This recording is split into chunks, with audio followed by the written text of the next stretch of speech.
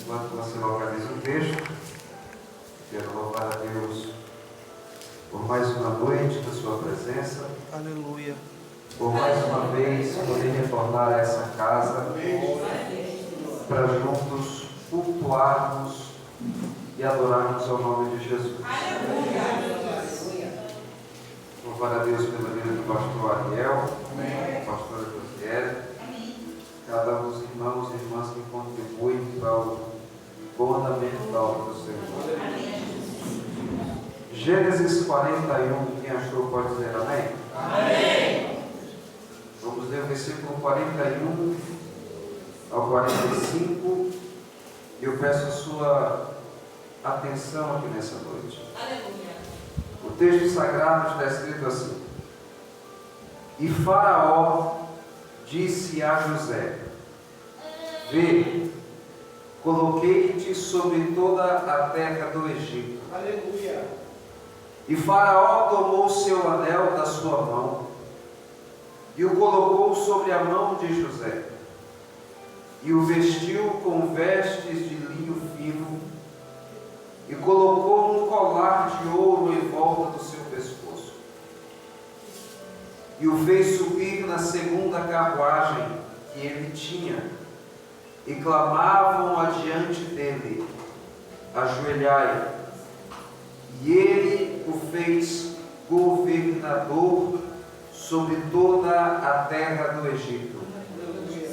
E Faraó disse a José: Eu sou Faraó, e sem ti nenhum homem levantará sua mão ou pé em toda a terra do Egito. E Faraó chamou o seu nome de Zafenate-Paneia, e lhe deu por mulher Asenate, a filha de Potífera, sacerdote de On. E José saiu por toda a terra do Egito. Você pode dizer amém? Amém. Pode se assentar nessa noite, glorificando o nome de Jesus. Meus queridos irmãos, na noite de hoje, eu quero compartilhar alguns aprendizados da palavra com essa igreja. A última vez, a primeira vez que estivemos aqui, eu estava em recuperação, não estava conseguindo falar direito, mas hoje eu estou 100%, pastor. Glória a Deus. Você se prepara. Glória a Deus. Meus irmãos, o livro do Gênesis, o livro primeiro da Bíblia Sagrada,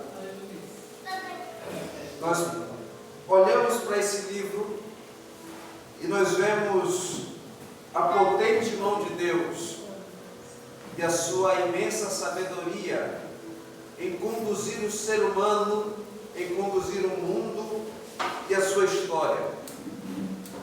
Esse livro, que não é tão pequeno, ele tem um nome que na sua origem significa em princípio, ou no princípio. Gênesis vem do hebraico berite e do grego berigite, que significa essas palavras. Aqui está o começo de toda a história da humanidade, de todo um sistema criado por Deus. Quando nós olhamos para os primeiros capítulos desse livro, nós vamos entender aquilo que de forma clara e objetiva, aquilo que a ciência tenta de forma difícil de explicar, que é a criação do planeta e todo esse sistema que nós chamamos de sistema solar. A ciência diz que mais ou menos 4 bilhões de anos demorou para que o sistema fosse criado e após isso gerar vida na Terra.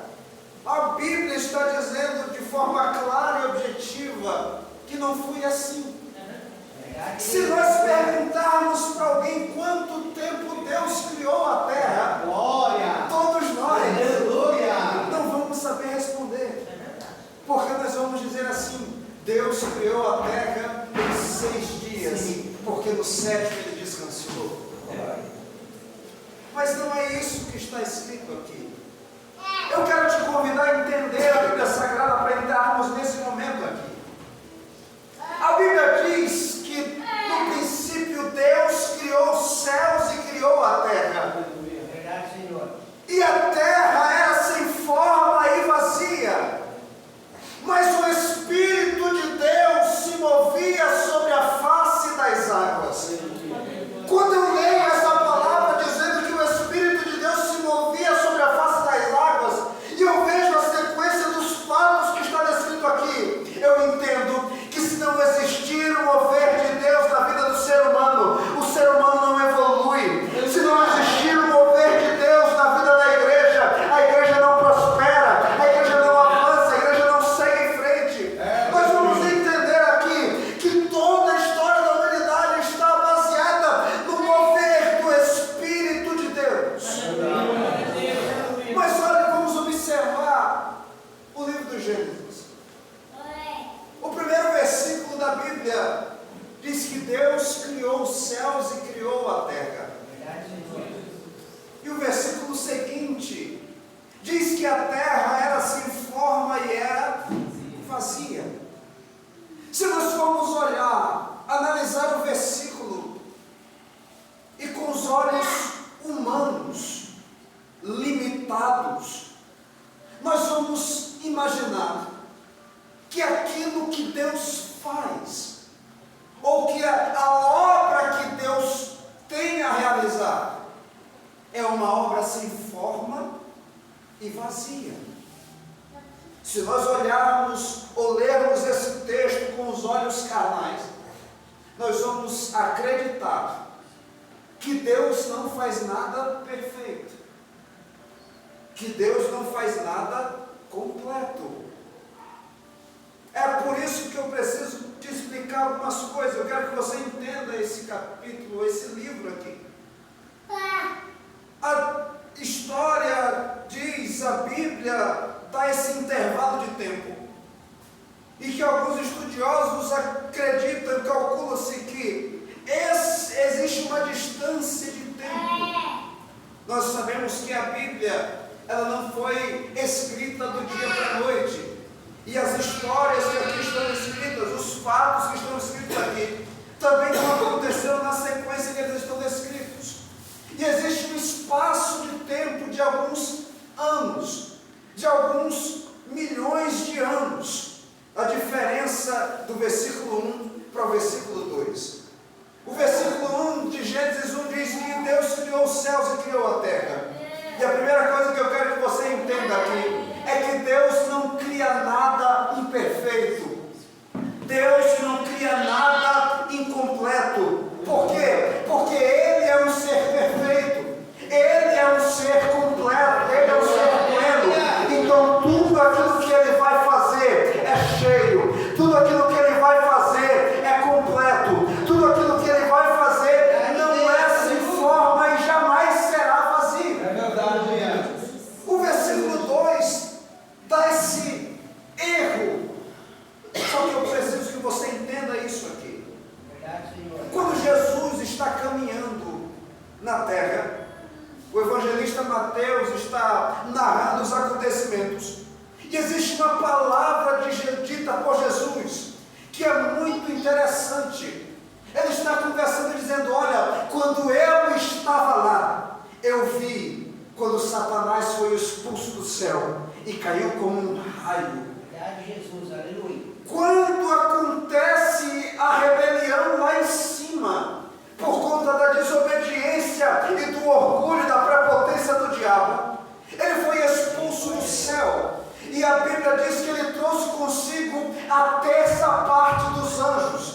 E quando eles não têm outro lugar para seguir, eles caem. O impacto que causa na terra que foi criada por Deus causa uma destruição gigantesca. E por causa disso,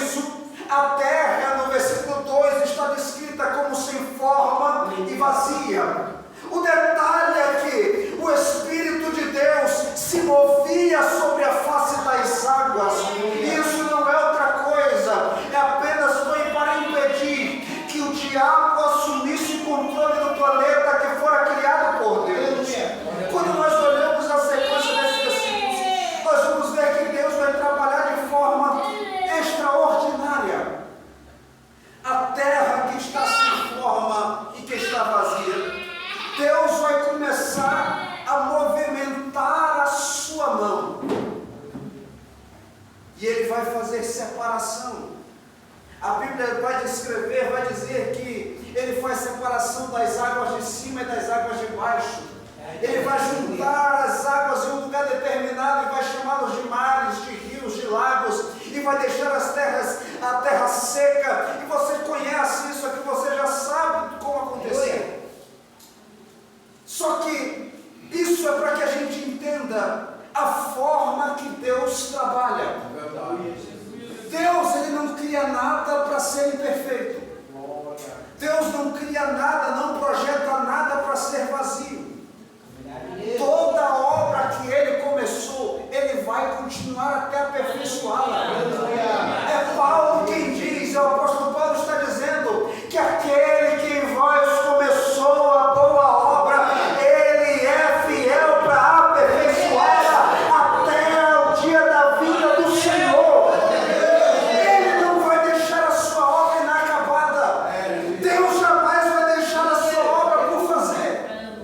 Todo projeto dele, Ele vai cumprir. Ele vai concretizar. Quando nós olhamos isso aqui, todo projeto, toda a trajetória da humanidade, Deus vai trazer os patriarcas à tona. Dentro desses patriarcas vai sair 12 tribos. E dentro dessas 12 tribos, Deus olha agora para um rapaz que foi projetado por Ele para dar certo. Glória. Só que eu quero que você entenda isso aqui. Todas as vezes que Deus promete algo para alguém, todas as vezes que Deus começa a desenrolar algo sobre a vida de alguém, o diabo sempre vai tentar com todas as suas forças parar a vida desse alguém. O diabo vai tentar de todas as maneiras bloquear aquilo que Deus tem para realizar na sua vida. E não é apenas depois que você nasce. Quem nunca aqui passou por momentos na sua vida difíceis de suportar? Quem aqui, que quando estava ainda no ventre da sua mãe, passou por situações que quase a sua mãe te perdeu? O impossível na vida de alguém está marcado no céu. O extraordinário na vida de alguém está determinado lá de cima. Deus, aleluia! É o salmista Davi dizendo no Salmo 139, dizendo: Senhor, Tu me sondas e me conheces. O Senhor conhece a minha vida desde a criança, aleluia! Os Teus olhos e o meu corpo ainda informe, e no Teu livro está escrito todos os meus dias, quando nenhum deles ainda existia. Aleluia! Isso prova que Deus conhece a nossa vida antes mesmo do nosso nascimento. Deus já sabe o que vai fazer por mim e por você antes mesmo de nós nascermos. Existe um destaque no céu sobre a vida de alguém aqui. E a Bíblia diz que Jacó, ele casa com uma moça. E essa moça não lhe dava filhos. José foi o penúltimo filho de Jacó, de Israel. Depois da sua primeira esposa e de suas concubinas lhe darem 11 filhos, nasce José. Aleluia. E a Bíblia diz que Jacó amava tanto aquele menino que ele foi o único que Jacó teve o prazer de deixar do seu lado na tenda e passar para ele aquilo que ele não passou para os seus irmãos. Se nós colocarmos os 12 filhos de Israel, nós vamos perceber que dentre eles, apenas José e Benjamim eram quem sabiam ler e escrever. Os outros passaram a sua vida num trabalho braçal, no serviço pesado, no sol quente, no campo, cuidando das ovelhas de seu pai. Enquanto José estava dentro da tenda, sendo ensinado por seu pai Jacó, a história da sua geração, a história do seu povo, aprendendo a ler e aprendendo a escrever.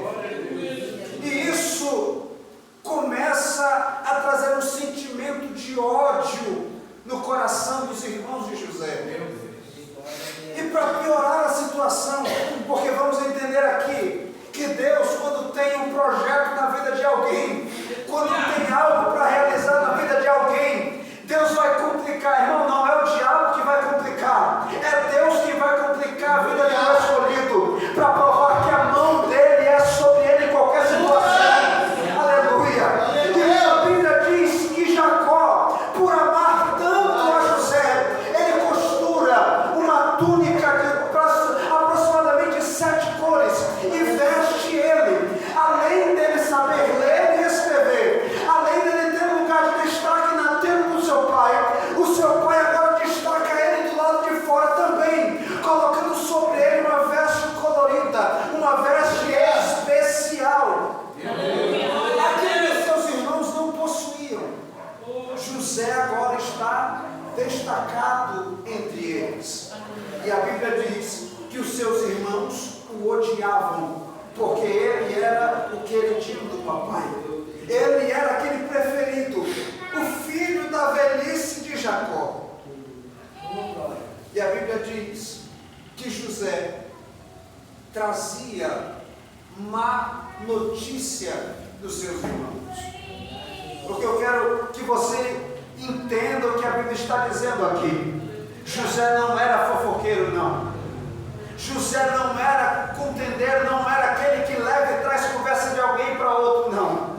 A Bíblia diz que José era zeloso. E quando seus irmãos não cuidavam das ovelhas do seu pai como deveriam cuidar, José se preocupava. E José ia falar para o seu pai dizendo: pai, os meus irmãos não estão cuidando direito das ovelhas. Os meus irmãos estão maltratando as minhas ovelhas.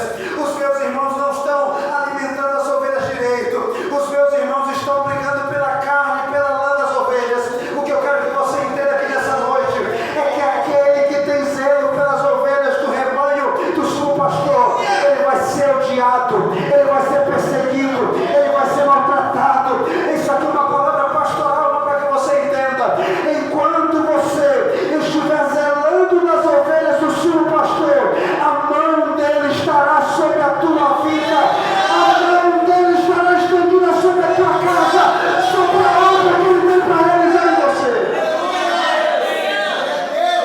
E a Bíblia diz que os seus irmãos o odiavam por isso. Porque se tem uma coisa que aborrece alguém, é um crente zeloso. O crente zeloso, ele é odiado por todos. Eu quero colocar um tema nessa mensagem: as 5 lições dos sonhos de José. Primeira lição dos sonhos de José: eles vão fazer com que as pessoas te odeiem. Meu Deus. O sonhador, ele é odiado porque ele é zeloso. Perceba que as ovelhas não eram dele. As ovelhas eram de seu pai. José não faria parte da herança quando fosse dividida, quando seu pai morresse. Ficaria para o seu irmão mais velho, da primeira esposa oficial, Lia. Só que ele tem zelo. Por quê? Ele sabia: as ovelhas não são minhas, as ovelhas são do meu pai. A obra não é minha, a obra não é dos meus irmãos, a obra do papai. Ele está dizendo: essa causa aqui não é minha, a causa é dele. E como a causa é dele, eu vou zelar por ela. Como a obra é dele, eu vou zelar por ela. Como o projeto é dele, eu vou zelar por ele. E os seus irmãos o odiavam por causa disso. Não era por outra coisa. Porque quem é zeloso ele tem destaque na vida. Onde ele chega, o lugar que ele estiver, as pessoas notam a presença dele. Aconteceu com José. Perceba, dentro dos seus irmãos, no seio da sua família, ele era o destaque. Do lado de fora da tenda, ele era destaque. Todo mundo sabia quem era José. E ele não tinha sonhado ainda. Todo mundo sabia quem ele era, por onde ele passava. Por causa do destaque que o pai colocou sobre ele. O pai colocou uma marca sobre ele que todos olhavam de longe e viam: lá vem o filho preferido do papai. Lá vem o José. A primeira lição: eles vão te odiar. A segunda lição vai piorar um pouco, mas eu preciso que você entenda isso aqui. José já era odiado por eles. Eles não conseguiam falar com ele pacificamente. E a Bíblia diz que um certo dia, José está sentado perto dos seus irmãos. E ele chama eles e diz assim: meus irmãos, eu preciso contar um negócio para vocês. Essa noite eu tive um sonho. Eu sonhei que nós estávamos no campo, atando os nossos molhos. Nós estávamos trabalhando juntos. Nós estávamos colhendo juntos aquilo que nós plantamos. Só que em determinado momento, o feixe que eu estava amarrando ficou em um certo lugar. E o feixe de vocês cercou eles em volta. E os seus feixes se curvavam diante do meu. Ele não entendia. Ele não fez por mal. Mas a Bíblia diz, e aqui é a segunda lição, a Bíblia diz que os seus irmãos, depois que ele contou esse sonho, os seus irmãos tiveram inveja de José. A segunda lição é que eles vão ter inveja de você. Eles terão inveja. E não é por algo que você tem. Porque José não tinha nada. Não é por aquilo que eles sabem que você vai ter, que também não é isso. Aleluia. A inveja será causada simplesmente pelo fato de você ser você. Da mesma maneira que te odeiam sem causa, vão te invejar sem motivo nenhum. Não sei com você, mas já passou pessoas pela nossa vida que, como diz o outro, não fui com a cara do fulano. Mas por que? Não sei, eu só não fui com a cara dele, não gosto dele. Você não fez nada para a pessoa. Você não tomou o café dela, você não tomou a Coca-Cola dela, mas ela simplesmente não gosta de você e pronto. E o invejoso é da mesma maneira. Às vezes a gente tem uma bicicleta velha para andar, mas o invejoso está lá. Não é pelo que você tem, é pelo seu jeito de ser. Entenda isso, que o invejoso não inveja os seus bens. O invejoso não inveja os seus sonhos. Ele não quer a tua cadeira. Ele não quer a tua casa. O invejoso não quer a tua mulher, não quer o teu marido. Ele quer ser você. Meu Deus. É verdade. Os irmãos sentiram inveja de José. Meu Deus. Porque ele conseguia sonhar. Eita Deus. Tem gente não que é incapacitado de sonhar. É verdade. E por isso ele quer ser o sonhador. Aleluia. Quando você conta um sonho para alguém, ele não inveja o teu sonho, ele inveja a tua posição de sonhador. Porque ele se acostumou com o ambiente que ele vive e não consegue acreditar em mais nada. É verdade. E quando surge alguém que acredita no improvável, no impossível, ele quer ser aquela pessoa. Só que a inveja é perigosa. Meu Deus. Para os dois lados. para o invejoso e para o invejado. A inveja é perigosa para o invejado porque ele vai sofrer. Que ele vai comer o pão que os irmãos amassaram. E é perigoso para o invejoso porque vai tirar dele a racionalidade. Meu Deus. E ele vai fazer coisas sem pensar. É verdade. A Bíblia diz que um certo dia os seus irmãos estavam pelas regiões de Dotã apacentando as ovelhas do seu pai.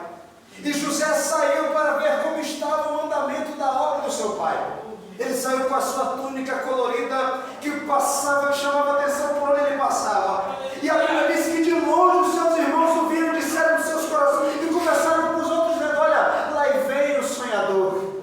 E sabe qual foi a primeira conversa entre eles? Eles disseram: vamos matá-lo e vamos ver o que vai ser dos sonhos que ele tem sonhado. Meu Deus. José está se aproximando deles. Na noite anterior,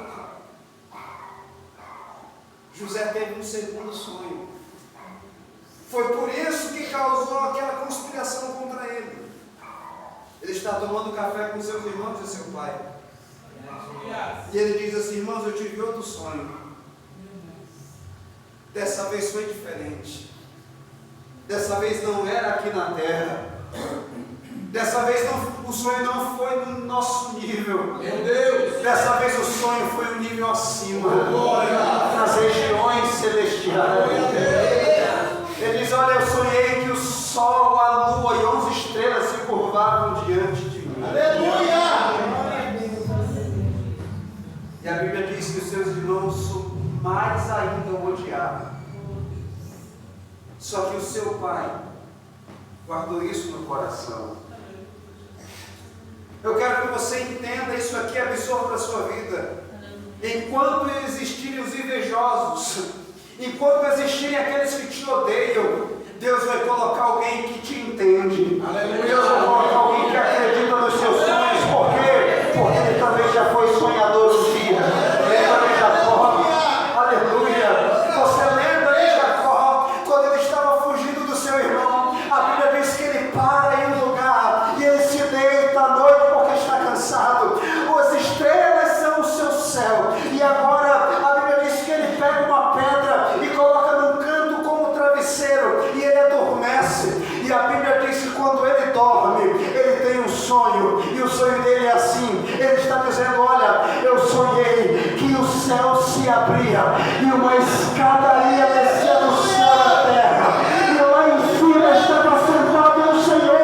E anjos desciam, subiam por ela. E lá de cima Deus estava dizendo: ei, não temas, eu estou contigo. Jacó era um sonhador também. É verdade, Deus. Foi por isso que ele acreditou no seu filho. A Bíblia diz que ele guardou aquilo no seu coração, porque sabia que ali não era um sonho de uma criança. Quando os seus irmãos planejam matá-lo, a Bíblia diz que o mais velho deles diz: olha, gente, é o seguinte, ele é sangue do nosso sangue, ele é carne nossa, a gente não pode fazer isso, ele é nosso irmão, vamos dar um castigo nele primeiro, vamos assustá-lo apenas, tem um poço aqui, está seco, vamos lançar ele lá dentro. E a Bíblia diz que eles colocam José dentro do buraco, porque vai ter momentos na vida do sonhador que as pessoas não acreditam nele a tal ponto de o colocarem para baixo, É verdade. de lançarem ele no fundo do poço. E quando ele estiver lá embaixo, as pessoas acreditam que ele vai parar de sonhar no impossível. Meu Deus. As pessoas acreditam que quando colocam o sonhador no buraco, os sonhos dele vão ser enterrados e vão morrer. Só que eu aprendi uma coisa: O fundo do poço é o melhor lugar para a gente estar. Por quê? Porque lá no fundo do poço, é lá no fundo do buraco. Se você der um giro e volta dele, você não vai ver saída. É verdade. Se você olhar para baixo, você também não vai ver saída. Mas se você olhar para cima, se você olha para cima, você vai ver uma porta de escape.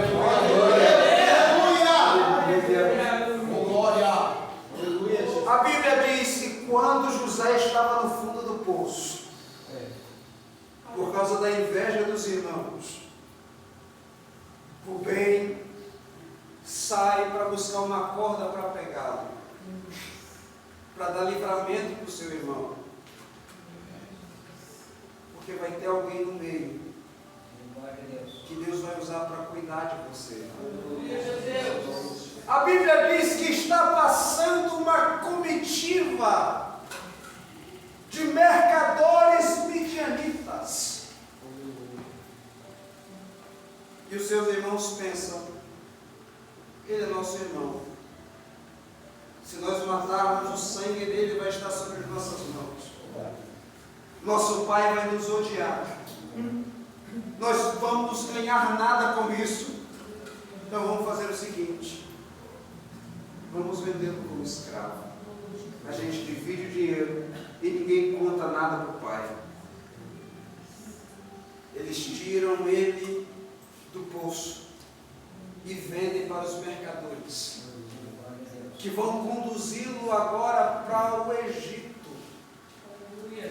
A Bíblia diz que quando ele chega no Egito, ele conhece algumas pessoas. E a terceira lição dos sonhos de José é que o sonhador, ele tem um dom dado por Deus de abrir portas. Não são apenas coisas ruins, tem coisa boa para o sonhador também. Com o dom, a capacidade de sonhar, Deus dá o dom de abrir portas. A primeira porta a ser aberta foi a porta de saída do fundo do poço. A segunda porta foi a da carruagem. E mais adiante a porta da prisão. Vamos pular a parte de Potifar. Mas Deus prosperou ele naquele lugar. Verdade, Deus. E o problema do sonhador é porque ele é sonhador. E onde ele chega, vai ter as mesmas pessoas que vão odiar ele sem causa e que vão invejá-lo sem motivo. Quando a mulher de Potifar não consegue o que ela queria com ele, ela calunia. Ela inventa mentiras sobre ele e vai levar ele para a prisão. Aleluia. E a porta da prisão se abre. Ele está lá dentro. Só que ele é tão abençoado por Deus que ele vai tomar de conta da cadeia. Ele não é um preso qualquer. Aleluia. Ele foi marcado pelo destaque lá de cima. E a Bíblia diz que o período que ele passa na prisão, ele vai conhecer duas pessoas: um copeiro e um padeiro. E eles, por saírem de dentro do palácio, eles tentam de alguma maneira diminuir José dentro da prisão com ele. É o invejoso. O invejoso está na mesma situação que você, mas a inveja dele é tão grande que ele quer te diminuir. Ele não quer crescer, ele quer que você diminua. Só que teve uma noite que aqueles dois homens tiveram sonhos um pouco parecidos. E José levanta pela manhã e eles estão conversando e o rosto deles está diferente. E José, por curiosidade, ele pergunta o que estava acontecendo. Porque, irmão, o sonhador, ele se preocupa com as pessoas. Ele quer cuidar dos outros. Aleluia. Ainda que o outro tenha inveja dele, tenha ódio dele, ele tem amor pelo próximo. Ele vai perguntar o que houve, alguém não tem mais nada, o que perdeu, o que fazer ali dentro. Ele falou: olha, eu tive um sonho. É isso que está me deixando preocupado. Eu quero te contar. Eu sonhei que eu estava colhendo uvas. Eu era copeiro no palácio. Eu estava colhendo uvas. 3 cestos, 3 cachos. E eu pegava aquelas uvas com a minha própria mão e espremia na taça preferida de Faraó. E José vai olhar para ele e vai dizer assim: olha, eu entendi o teu sonho. Os cestos, as uvas, são 3 dias. Daqui a 3 dias, Deus vai restituir. Aliás, Faraó vai restituir o teu lugar de direito. Porque você foi inocentado. Mas faz o seguinte, copeiro, lembra de mim quando eu estiver lá dentro. E o padeiro, por perceber que a interpretação do sonho é a boa, a Bíblia diz que ele vai contar também para José. Ele diz assim: olha, rapaz, então revela o meu, porque eu também sonhei. Eu era padeiro lá dentro e tinha sobre minha cabeça 3 cestos com as melhores iguarias que Faraó gosta de comer. E viam pássaros e comiam sobre a minha cabeça. E José olha para ele e diz assim: olha, eu já entendi o teu sonho.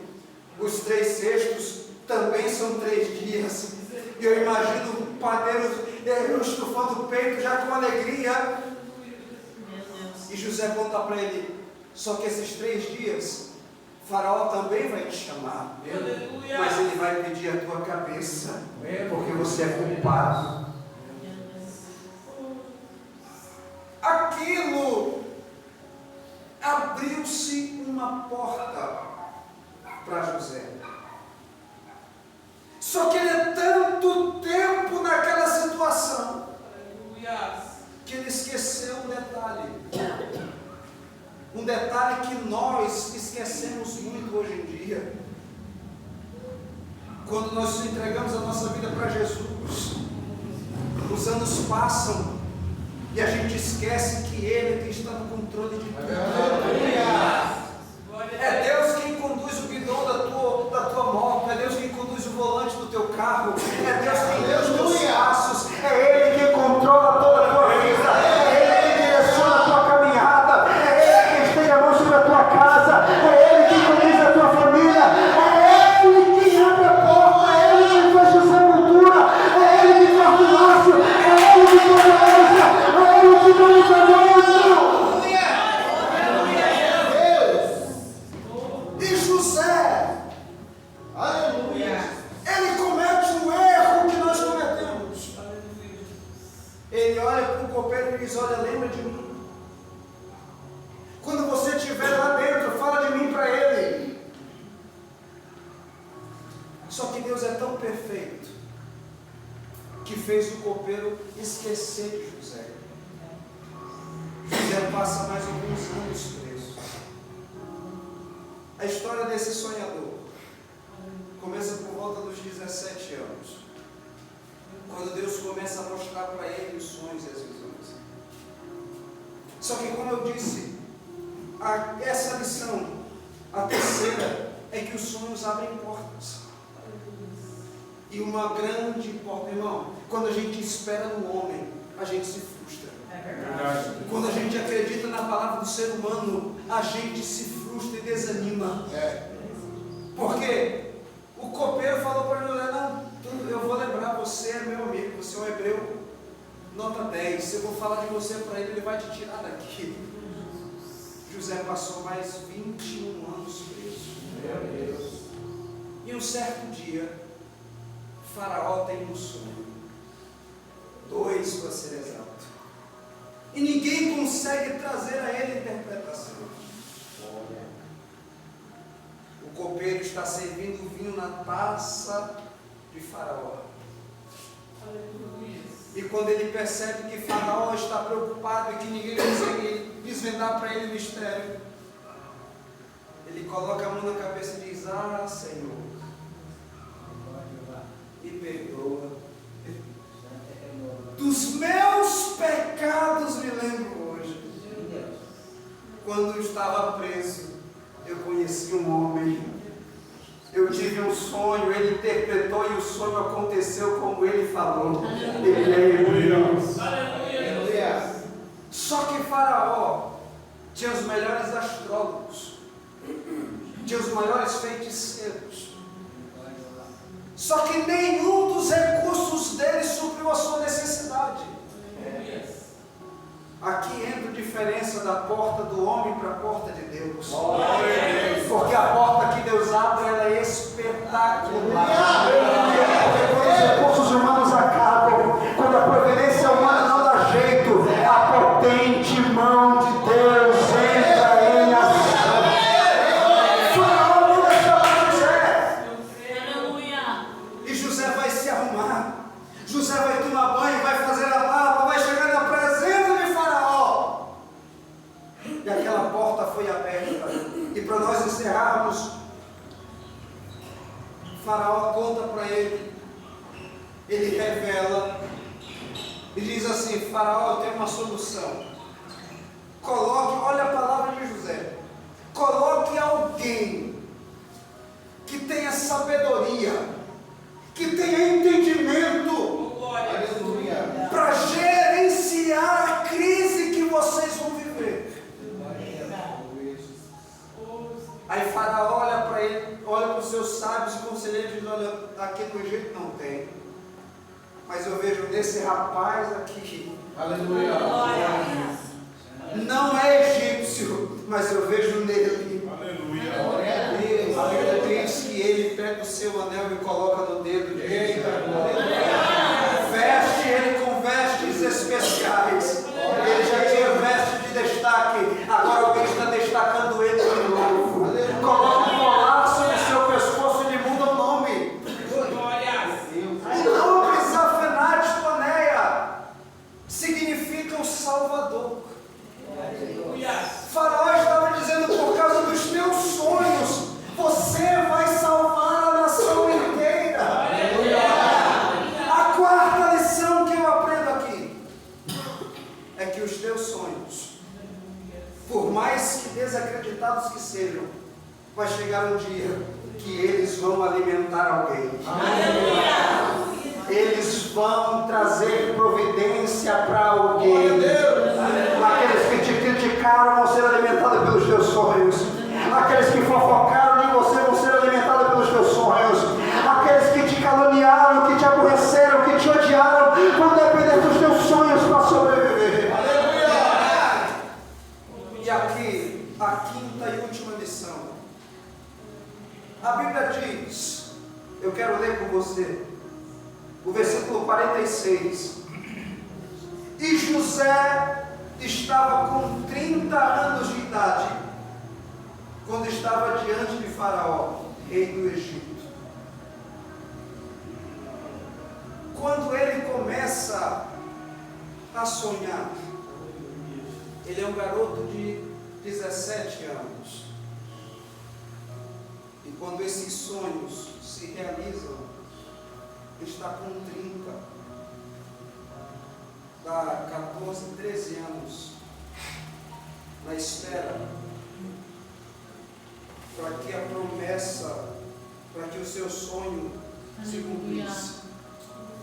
E a quinta lição que eu aprendo aqui é que para nós são sonhos. Para os invejosos são sonhos. Para os caluniadores são sonhos. Para os fofoqueiros são sonhos. Mas para Deus, Ele deixa de ser sonho há muito tempo. Aleluia. Deus são promessas. Ele cumpre promessas.